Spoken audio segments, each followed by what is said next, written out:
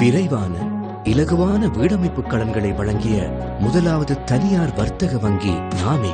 அதிகமான மக்கள் சொந்தத்தில் வீடு கட்டிக்கொள்ள நாம் உதவுகிறோம். ஏனெனில் கொடுக்கல் வாங்கல்களுக்கு அப்பாற்பட்ட வங்கி சேவைகளில் நாம் நம்பிக்கை வைத்துள்ளோம். HNB உங்கள் முன்னேற்றத்தின் பங்காளி.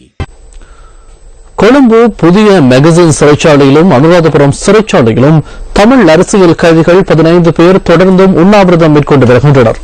புதிய மெகசின் சிறைச்சாலையிலிருந்து சிறைச்சாலைகள் வைத்தியசாலையில் அனுமதிக்கப்பட்ட 4 கைதிகளும் மீண்டும் சிறைச்சாலையில் திரும்பி உண்ணாவிரத போராட்டத்தை முன்னெடுத்து வருகின்றனர். கொழும்பு புதிய மெகசின் சிறைச்சாலையில் சில வருடங்களாக குற்றப்பத்திரிகை தாக்கல் செய்யப்படாமல் தடுத்து வைக்கப்பட்டுள்ள தமிழ் அரசியல் கைதிகள் 14 பேர் கடந்த செவ்வாய்க்கிழமை உண்ணாவிரத போராட்டத்தை ஆரம்பித்தனர். இவர்களில் ஒரு கைதி நேற்று முன்தினம் விடுதலை செய்யப்பட்டமையும் குறிப்பிடத்தக்கதாகும். எஞ்சிய 13 கைதிகளில் 4 வைத்தியசாலையில் அனுமதிக்கப்பட்டதுடன் அவர்கள் நேற்றைய தினமே மீண்டும் சிறைச்சாலைக்கு திரும்பியதாக சிறைச்சாலைகள் ஊடக பேச்சாளர் துஷார உப்புல்தெனிய குறிப்பிட்டுள்ளார். அரசியல் கைதிகளை விடுவிப்பதற்கான அமைப்பின் ஏற்பாட்டாளர் அடுத்தடை சக்திவேல் பார்வையிட சென்றிருந்தார். குற்றங்கள் இல்லாதவர்களை தொடர்ந்து தடுப்பு காலில் வைத்திருப்பது மனித உரிமை மீறுகின்ற செயலாகும். நீதிமன்றங்களில் நம்பிக்கை இழந்த நிலையில இப்போது அரசியல் கைதிகள் இருக்கின்றார்கள்.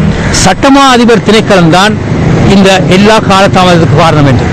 எனவே சட்டமா அதிபர் திணைக்களம் ஏன் காலதாமதம் செய்கின்றது? இவர்களுக்கு எதிராக வழக்குகளை தொடுப்பதற்கு. எனவே சட்டமா அதிபர் திணைக்களம் இந்த அரசியல் கைதிகளுக்கு எதிராக இருக்கின்றது. இந்த நாட்டின் அரசியல் கைதிகளுடைய பிரச்சனையை தீர்ப்பதற்காக இந்த நீதிமன்றங்கள் அமைக்கப்படவில்லை என்பது எங்களுடைய கூற்றாக இருக்கின்றது. அதே நேரம் இந்த அரசியல் சிறை கைதிகள் உடனடியாக விடுதலை செய்யப்படுவதன் மூலம்தான் இனங்களுக்கிடையிலான ஒரு நல்லுறவையும் அதே போன்று அரசியல் தீர்வுக்கு வழியையும் ஏற்படுத்த முடியும். எனவே இன்று ஜனாதிபதிகள் முக்கிய தீர்மானம் எடுக்க வேண்டும். கடந்த காலத்தில் கொடுக்கப்பட்ட எல்லா வாக்குறுதிகளும் இப்போது காற்றிலே பறந்துவிட்டன. இதேவேளை தமிழ் தேசிய கூட்டமைப்பின் பாராளுமன்ற உறுப்பினர்களும் இன்று தமிழ் அரசியல் கைதிகளை சந்தித்து அவர்களின் நலன் குறித்து கேட்டறிந்தனர். இவர்கள் மீது எந்தவித வழக்குகள் தாக்கல் செய்யப்படாமல் எந்த முடிவும் இல்லாமல் இருக்கிறார்கள். ஆகவேதான் அவர்கள் தங்களுக்கு ஒரு முடிவு கேட்டு இருக்கின்றார்கள். அதாவது தாங்கள் என்ன ஒன்றில் வழக்கு வைக்க வேண்டும், அல்லது புனர்வாழ்வு விட வேண்டும், அல்லது விடுதலை செய்ய வேண்டும். இது சம்பந்தமாக இன்று சட்டமா அதிபருடன் சுமந்திரன் பாராளுமன்ற உறுப்பினர் கதைப்பதாக கூறியிருக்கிறார். அவர் கதைத்த பின்புதான் என்ன ஏதாவது ஒரு முடிவு இருக்கின்றதா என்பதை நாங்கள் பார்க்க முடியும். தமிழ் தேசிய கூட்டமைப்பு எங்களால் ஆன அளவுக்கு எங்களுடைய முயற்சிகளை எடுக்கின்றோம். அரசாங்கத்தில் மேல் கொடுக்கக்கூடிய அழுத்தங்களை கொடுக்கின்றோம். இந்த நிலைமை சம்பந்தமாக மிக தெளிவாக கூறியிருக்கின்றோம். தமிழ் சிறை கைதிகள் மாத்திரமல்ல, இந்த காணி பிரச்சனை, இன்று இராணுவத்தால் ஆக்கிரமிக்கப்பட்டிருக்கின்ற காணிகள், காணாமல் போன பிரச்சனைகள், இப்படியாக பல பிரச்சனைகளை நாங்கள் எடுத்துக் கூறுகின்றோம்.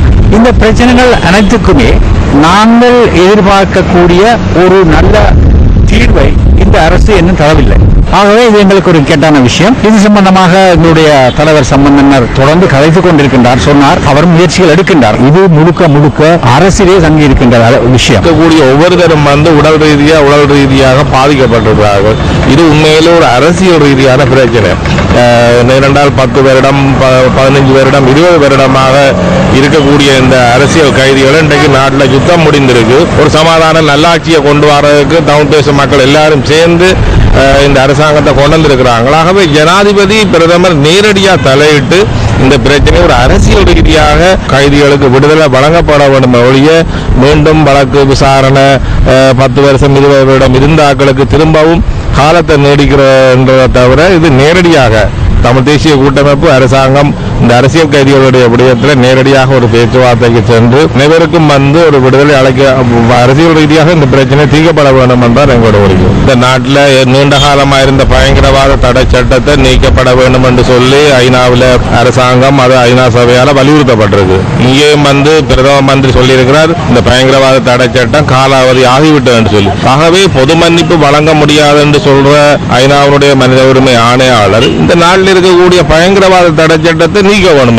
பயங்கரவாத தடை சட்டத்தை நீக்கப்பட்டால் இந்த அரசியல் கைதிகள் இந்த விடுதலை என்பது அது ஒரு இலகுவாக வெளியே வரக்கூடிய விடயமா இருக்கும்.